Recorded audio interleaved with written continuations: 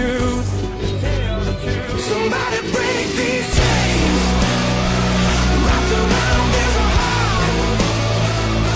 I don't want to leave it. I'm begging for mercy. Honey, break these chains. Oh, heaven, help me now. Dream the shackle, walk around, and I'm on my way.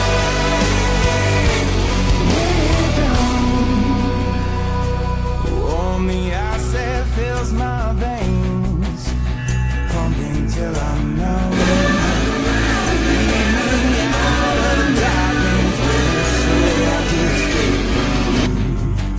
All that I've been given, I give it to you.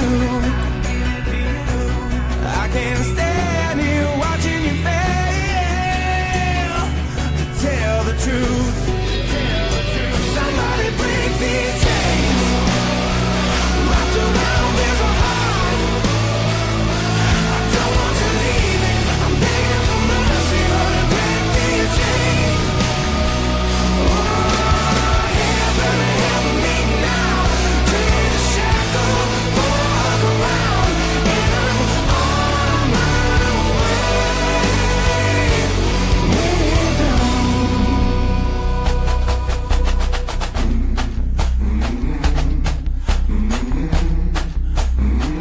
Listen, bless my heart and bless my soul. You can set my ass off. Mama, won't you call me a doctor? 'Cause my temperature's rising. Dip me in that hole and what I think I need to be. Unless someone breaks these all that I've been given, I give it to you. I can't stand here watching you fail to tell the truth.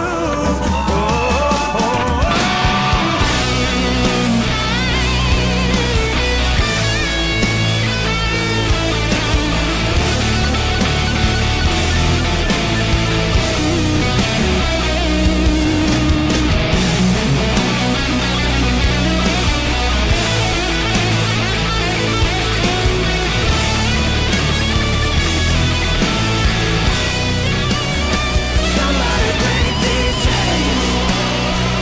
Wrapped around this heart. Position on marijuana that more and more people are beginning to suspect that the prohibition is not based on the presumed dangers of its chemical compounds, but on the tremendous potential that hemp has always shown in history for industrial production. Known since ancient times as the miracle plant, the sister of man, a gift from the gods, the history of cannabis is deeply linked to human history. Since the dawn of civilization, the cannabis plant has been an invaluable source for the production of textiles, paper, food, and fuel materials, in addition to providing a wide range of important medicinal remedies. You can make paper out of it, that you can make cloth out of it, you can make cord out of it, you can make oil, you can make medicine. You can make food out of hemp seed oil. You can burn it in a lamp. You can make rope. You can make parachute cordage and tie your shoes. And the Constitution was really printed on hemp paper. So yeah, again, I'm just gonna show some videos tonight that hopefully will wake up some people to the plant. The cannabis plant is very resistant, can grow at almost any latitude, requires no herbicides or pesticides to be cultivated, and grows faster than almost all other crops. Cannabis can produce up to 25 tons of biomass a year per cultivated acre, an extraordinary feat. The two most common species of cannabis are sativa and indica. The first one, taller and slender, has a thinner foliage and can reach up to 24 feet in height. Indica is much stockier and thicker in foliage. Also, the sativa leaves are thinner and more elongated, while those of the indica are shorter and more well-rounded. A third type of cannabis, less common, is the ruderalis, which grows mainly in the colder regions of Central Asia. The chemical compound causing the mental alterations in the smoker called THC, is found only in the leaf and flower of cannabis. The rest of the plant can be used to derive hundreds of useful products without having to discard a single gram.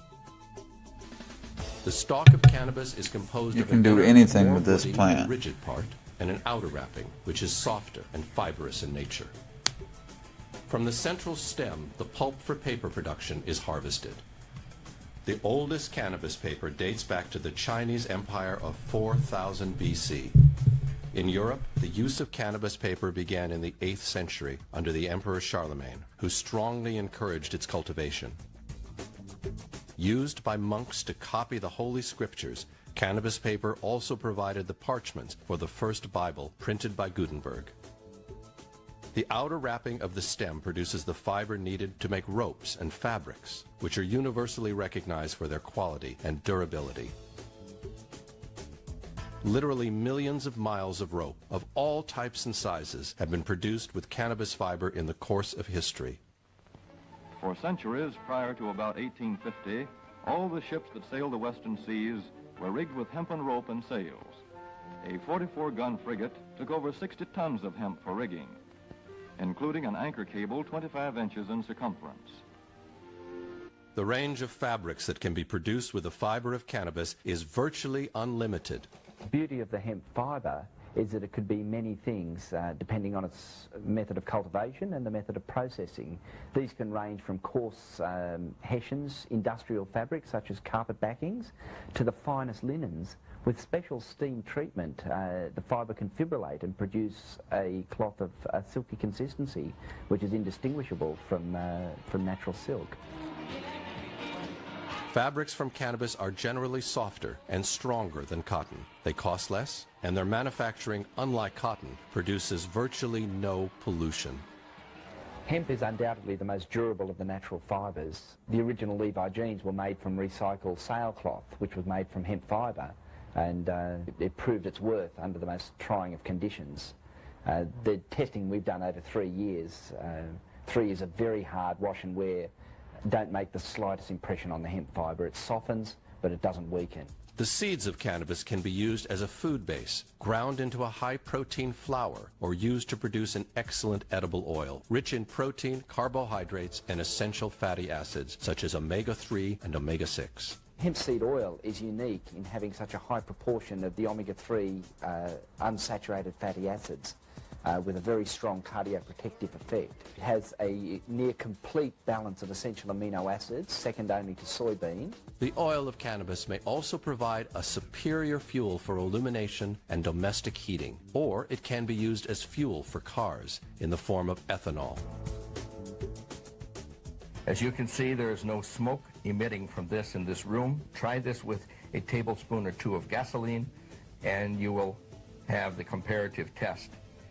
Also, when your engine is through burning on gasoline, take it apart and see how much dirty carbon you find in the engine. We found that running a car 3,500 miles, we couldn't even get a white glove dirty when we took our finger inside of the exhaust pipe. In 1941, the manufacturer Henry Ford designed an automobile that was built almost entirely with vegetable products, especially cannabis and its derivatives. The engine was already using a blend of 10% ethanol, while the body was made up of a special biodegradable plastic, much lighter but significantly stronger than a normal metallic body. In fact, there are at least 5,000 items that can be produced with cannabis. Amongst these are crackers, animal cages, insulation materials, textile fibers, guitar cases, sheets, rollers for massage, mascara, napkins, oatmeal, mattresses, footwear, t-shirts, shoelaces, earmuffs, diapers, baby pacifiers, pillows, hammocks, speaker boxes, shower curtains, chairs, deodorants, blankets, drums, coffee filters, clogs, sawdust for the stalls, curtains, hats, boots, ironing boards, underwear, towels, gloves, candles, surfboards, and even houses can be built in large part with cannabis products. Despite this, the production of cannabis is currently banned practically everywhere in the world. The problems for cannabis began in the 1930s. In the wake of the Industrial Revolution, a new movement in America was born. It was called Chemergy, and it listed the very Henry Ford among its founders. Instead of abandoning agriculture to itself and directing all the investments toward the industry, this movement sought to transform and harness the agricultural output in order to integrate it into industrial production. The idea was to use agricultural products, mainly cannabis, to provide the industry with all the raw materials it needed. But there was a major handicap in making the production of cannabis truly competitive. The separation of the fiber from the stalk still needed to be done by hand, and this slowed down the production while greatly increasing the cost. But the invention of a new machine, the decorticator, seemed to remove the last barrier for cannabis, finally promising unlimited success. At that time, the magazine Popular Mechanics published a landmark article entitled New Billion-Dollar Crop, in which it envisioned a tremendous revival of cannabis plantations all around the world. But not everyone seemed to be happy with the future success of this miracle plant. At that time, the magnate of pink journalism, William Randolph Hearst, had bought millions of acres of timber forests, which he intended to use to make paper for his ever more popular tabloid publications. See, this is what it's all about. The return of hemp paper, These far rich less people, expensive than tree paper, they his empire was doomed to collapse in a short period of time. are afraid of the plant, or were afraid of it. Another industry giant who was directly threatened by the return of cannabis was Lamont DuPont, the owner of the petrochemical company that had just bought the patents to create dozens of synthetic products from oil. Nylon stockings, brushes, men's clothing, and even tires for your car. And then Orlon, Dacron, synthetic sponges, cellophane, and a full range of products that would have been easily displaced on the market by their competitors made with hemp. Apart from the risk of losing millions of dollars, Hearst and DuPont had something else in common. They were both funded by one of the most powerful bankers of the time, Andrew Mellon. Andrew Mellon was also the owner of Gulf Oil, one of the so-called Seven Sisters. At that time, oil companies were expanding at great speed, but were likely to see their investments vanish by the mass production of cannabis, which offered a much cleaner and more economical fuel. Nor should we forget the young pharmaceutical industry, which was financed by two other powerful bankers. I won't play too much more of this old video. I just wanted to get to a certain point, and it's coming right up. The accepted natural herbal treatments, including cannabis, from the pharmacopoeia, while trying to replace them with drugs created in the laboratory. Furthermore, Rockefeller was also the owner of Standard Oil, which had already started to invade America with its refineries and its service stations. Thus was born this natural alliance between the synthetic textile industry, the oil industry, the producers of plastics and its derivatives, and the pharmaceutical industry. They all needed to get rid of the common enemy as soon as possible. Luckily for all, at that time, Andrew Mellon was also the Secretary of the Treasury. From that powerful position, he appointed his future son-in-law, Harry Anslinger, to be the head of the new Federal Bureau of Narcotics. It's Harry. Harry Anslinger had already had experience as a He's federal the man, agent during man. Prohibition.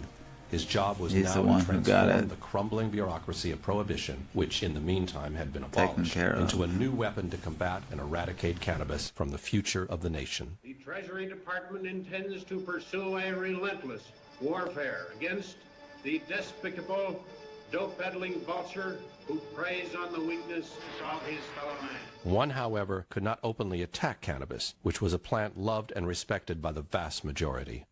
Hearst then had the brilliant idea to use the Mexican nickname marijuana, which was totally unknown to Americans at the time. In doing so, on one hand, he managed to divert the suspicions of the true objectives of the operation. On the other, by attaching the use of marijuana to blacks and Mexicans, it made it much easier to ride the growing wave of racism that was already sweeping across the country at the time.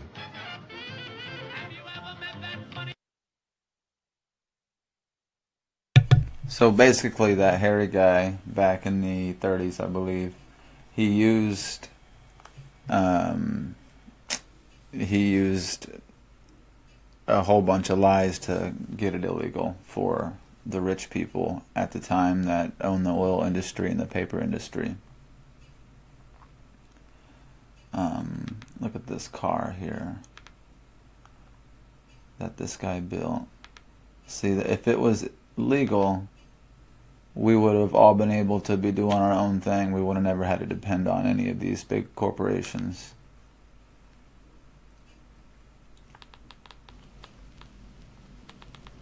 Amongst the thousands of products made So from this is actually one of Henry the most Ford. extraordinary is Henry Ford's plastic car. Built in 1941, it contained cellulose fibers derived from hemp, sisal, and wheat straw. The plastic was lighter than steel, yet could withstand 10 times the impact without denting. That's pretty crazy. Lighter than steel, and then can take that much of an impact. I mean, that's pretty crazy. We started to take a look at the numbers and just how green the car was. It was amazing to me. That's when I was convinced I have to make this car out of cannabis.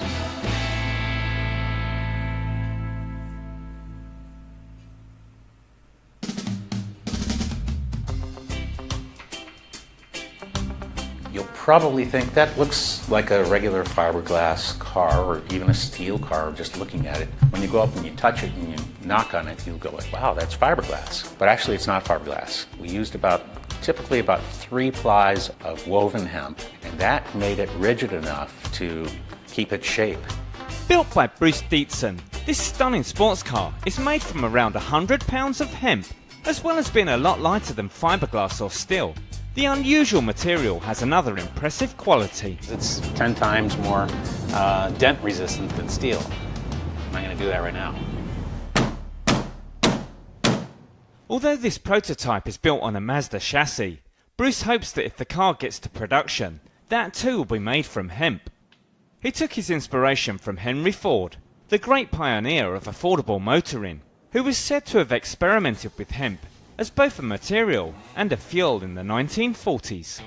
Not everyone is familiar with Henry Ford's cannabis car. It was made not only out of cannabis, but also used soy for the resin, and it also used flax and some other things, wheat straw, etc.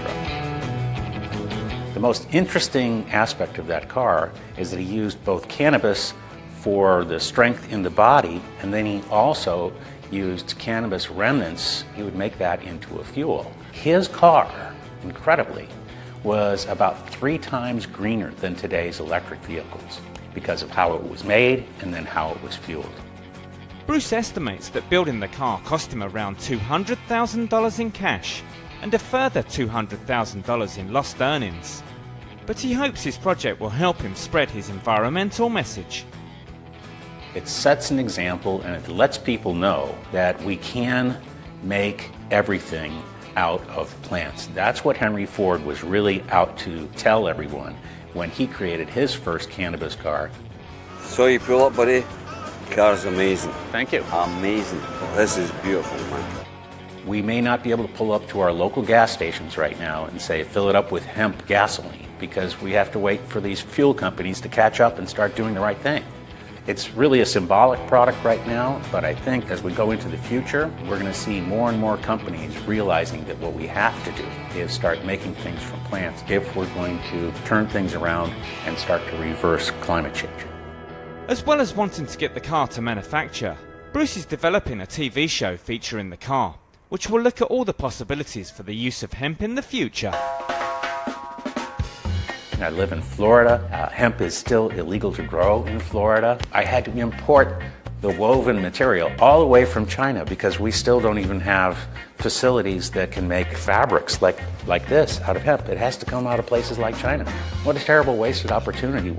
We could be employing all these people. We're going to take the car around the country and investigate these things, because if cannabis can be used this many different ways, we've got to accelerate the process of making it legal across the country and start using it more and more and more for both ecological purposes and medical purposes, etc.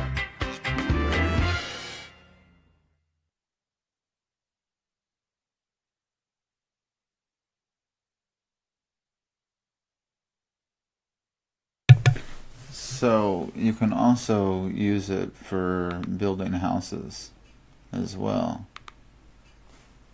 It's called hemp concrete, and it's wicked easy to make. It's stronger and holds heat and better. And you can definitely see why everything is illegal.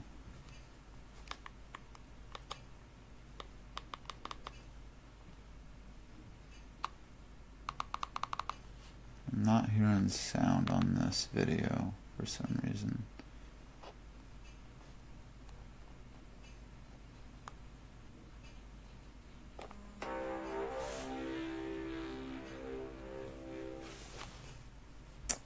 I'm sorry, but the sound on this video isn't working correctly. I have to go to the next one. So, this is very educational here. Everybody needs to know about this.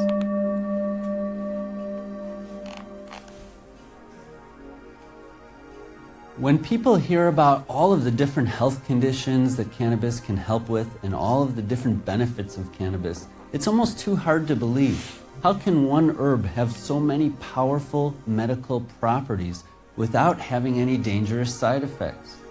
This question led researchers to discover a system of physiology that we all have inside of us that's constantly maintaining balance at a cellular level. It was named the endocannabinoid system because we discovered it when we were looking for how does cannabis work. Now we know that the endocannabinoid system is active in everyone all the time, from even before you were born to the end of your life, helping promote health and balance physiologically. This system is present all through the body and all the different tissues. That's why it can help with disorders of the brain, of the various organs like the liver or the intestines. It can help with musculoskeletal problems. It can help with inflammatory and immune issues. Your body is making cannabinoids all the time. These molecules function a lot like THC and the other cannabinoids found in the plant. And your body knows when to make these and how to make these to keep you healthy. Some people need a little help, or their endocannabinoid system may not be functioning at its optimal level, and you can address this by adding in the right dosage of cannabis from the plant.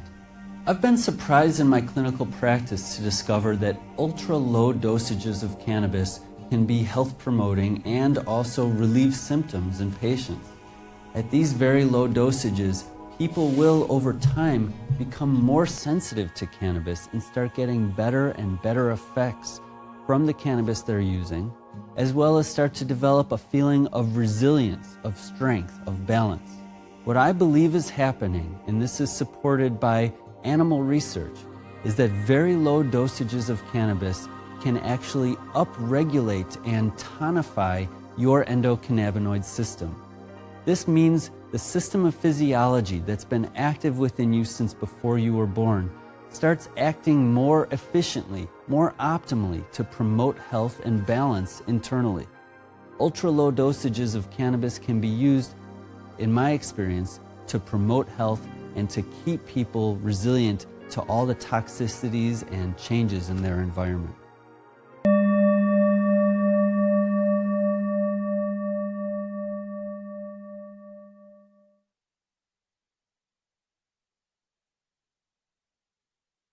So there's just a couple more videos I wanted to show. My buddy Brandon sent me a good one.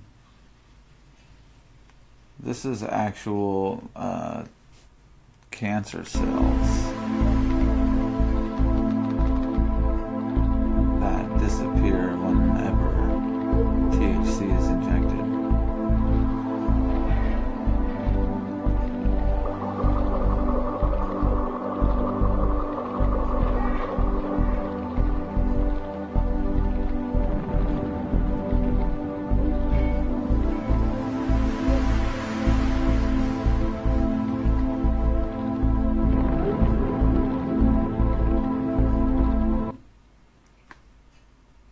So you can see how they just disappear. Let's see here. Let's play this one that Brandon sent me.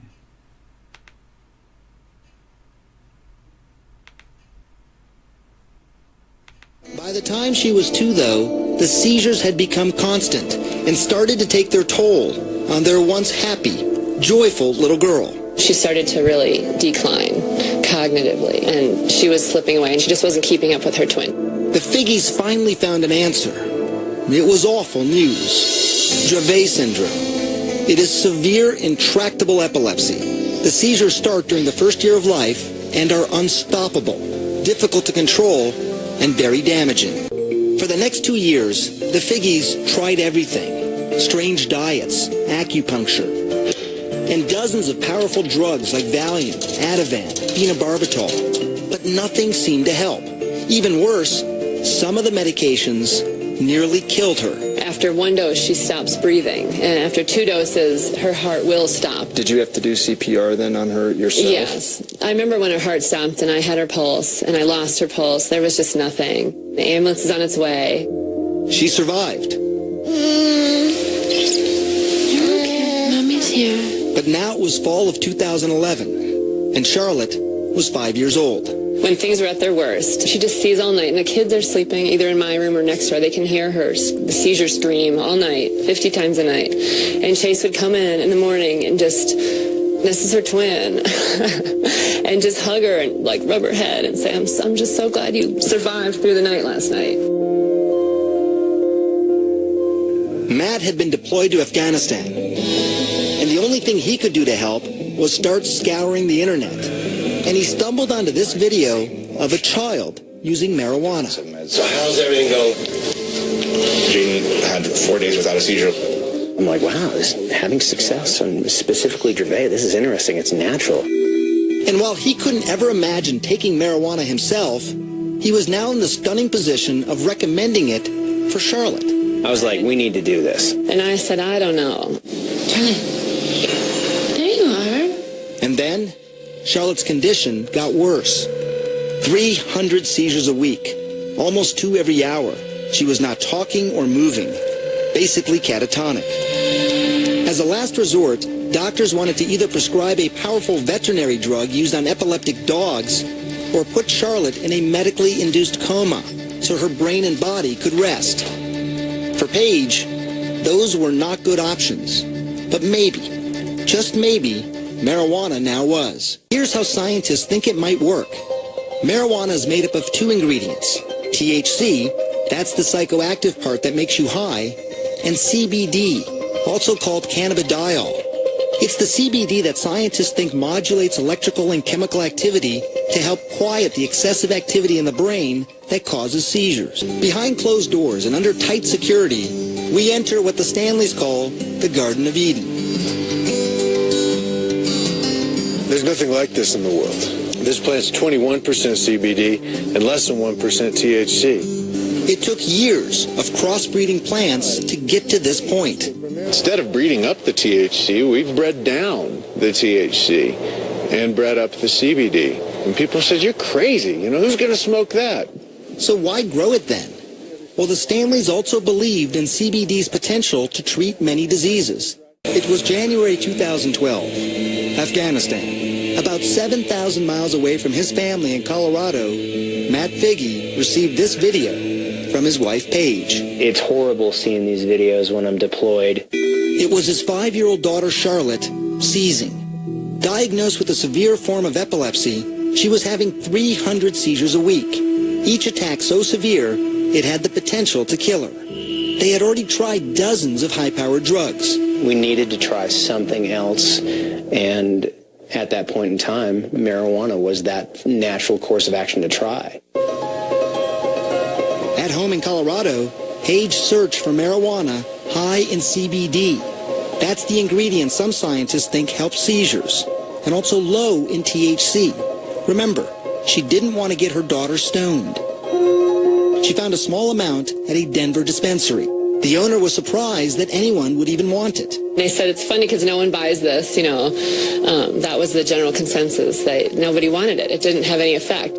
Paige paid $800 for a small bag and took it home. I had a friend that was starting a business on making medicine. And I said, can you help me extract the medicine from this bag of marijuana? I measured it with a syringe and squirted it under her tongue. It was exciting and very nerve-wracking. Holding Charlotte in her arms, Paige waited. An hour ticked by, and then another, and then another.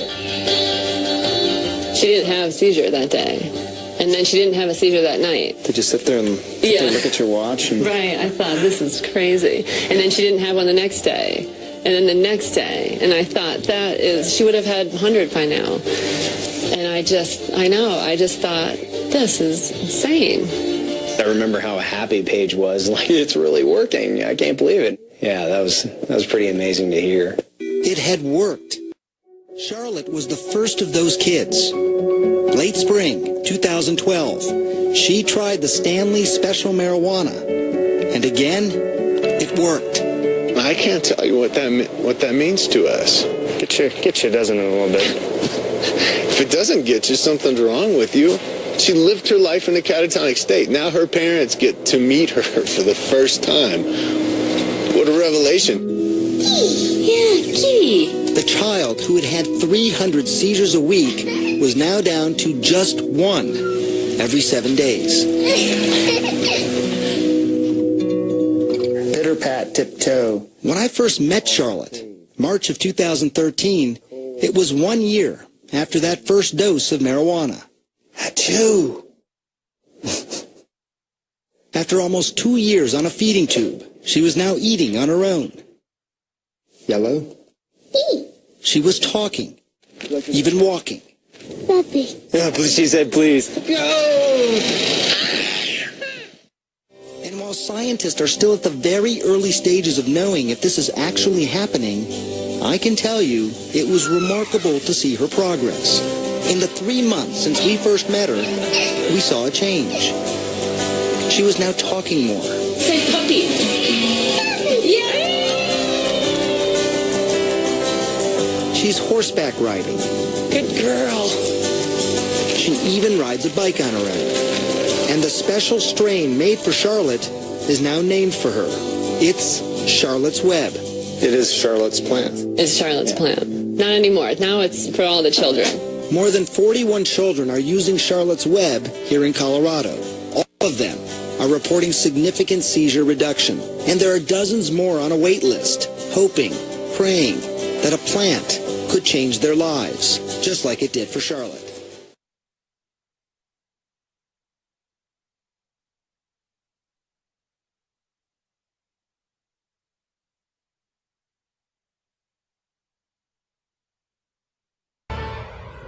A new cash crop is big business here in Colorado, and no, we're not talking about marijuana exactly. 7 News reporter Jacqueline Allen shows us why Colorado is getting the nickname the Silicon Valley of hemp. Its nickname may be ditchweed, but this Fort Lupton processing plant, industrial hemp, is turning Colorado's newest cash crop, see how fluffy it is, into something valuable. So right now, is there more demand for hemp than what you can grow? Oh my God, yes. 100%. Danny Billings started growing hemp in Colorado last year after voters made it legal, along with recreational marijuana. The hemp plant is cannabis without the psychoactive properties. I would say it grows like a weed. Literally, you throw it in the ground and just watch it grow. But hemp is still illegal under federal law, so processing facilities are hard to find, and most processing here is done by hand. This hemp was grown in Sterling, Colorado. That's where Pure Vision technology in Fort Lupton is coming in. President and CEO Ed Lehrberger gives us a tour of his pilot plant. Our tagline is pioneering the hemp revolution. Here, they're using new technology to quickly turn hemp stalks into raw materials like this pulp to make paper, or this sugar to make biofuels, a sustainable alternative to oil. So you process the entire plant? The entire plant. Some of our clients specifically are trying to get away from oil-based products that they sell globally to bio-based products. Pure Vision has been processing corn and wheat for years, but hemp farmers like Danny have driven demand to process this plant, saying it has thousands of sustainable uses. Clothes, shoes, chairs, literally everything that we're in right now could be made from hemp, so just needs to get going. And from the plant to the pulp to the paper, Colorado is getting going. The so-called Silicon Valley of hemp turning ditchweed into a hot commodity. In Fort Lupton, Jacqueline Allen, 7 News.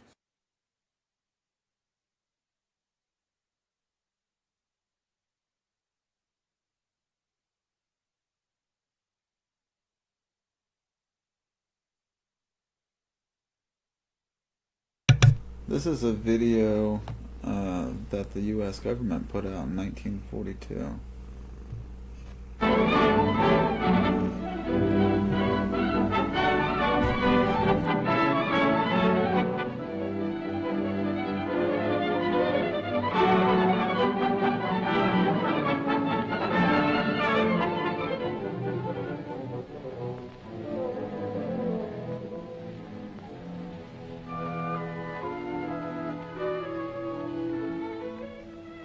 Long ago, when these ancient Grecian temples were new, hemp was already old in the service of mankind. For thousands of years even then, this plant had been grown for cordage and coarse cloth in China and elsewhere in the East. For centuries prior to about 1850, all the ships that sailed the western seas were rigged with hempen rope and sails. For the sailor, no less than the hangman, hemp was indispensable.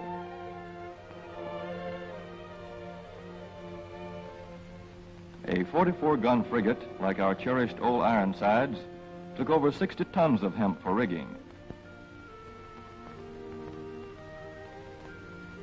Including an anchor cable 25 inches in circumference.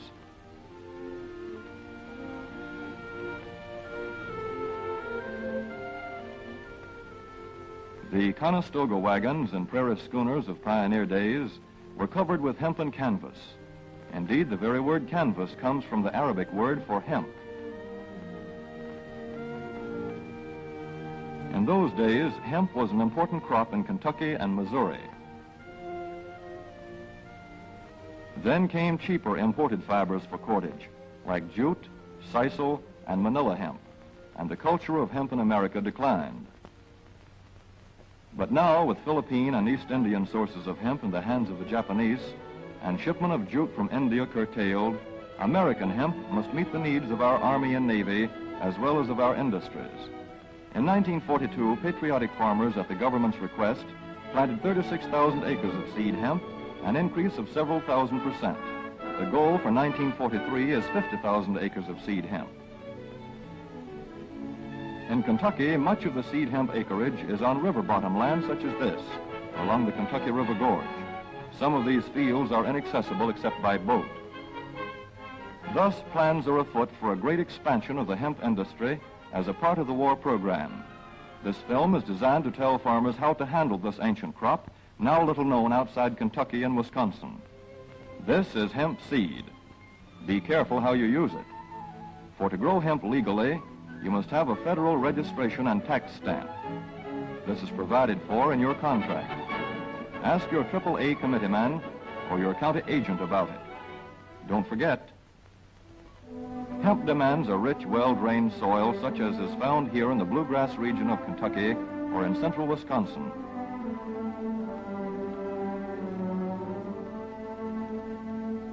It must be loose and rich in organic matter. Poor soils won't do. Soil that will grow good corn will usually grow hemp. Hemp is not hard on the soil. In Kentucky, it has been grown for several years on the same ground, though this practice is not recommended. A dense and shady crop, hemp tends to choke out weeds. Here's a Canada thistle that couldn't stand the competition. Dead as a dodo. Thus, hemp leaves the ground in good condition for the following crop. For fiber, hemp should be sown 5 pecks to the acre. With drill, the closer the rows, the better. These rows are spaced about 4 inches. This hemp has been broadcast. Either way, it should be sown thick enough to grow a slender stalk.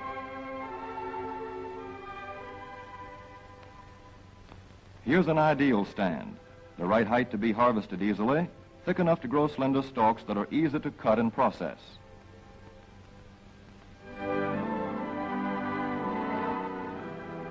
Stalks like these here on the left, they yield the most fiber and the best.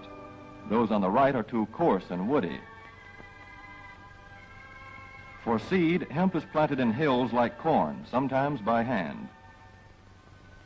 Hemp is a dioecious plant. The female flower is inconspicuous, but the male flower is easily spotted. In seed production, after the pollen has been shed, these male plants are cut out. These are the seeds on a female plant. Hemp for fiber is ready to harvest when the pollen is shedding and the leaves are falling. In Kentucky, hemp harvest comes in August. Here, the old standby has been the self-rake reaper, which has been used for a generation or more. Hemp grows so luxuriantly in Kentucky that harvesting is sometimes difficult, which may account for the popularity of the self-rake with its lateral stroke.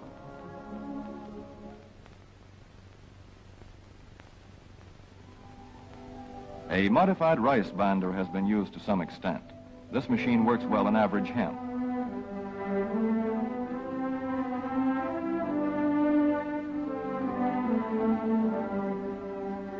Recently, the improved hemp harvester, used for many years in Wisconsin, has been introduced in Kentucky. This machine spreads the hemp in a continuous swath. It is a far cry from this fast and efficient modern harvester to the Armstrong model of yore. But here's one kind of harvester, at least, that doesn't stall in the heaviest hemp. In Kentucky, hand cutting is practiced in opening fields for the machines.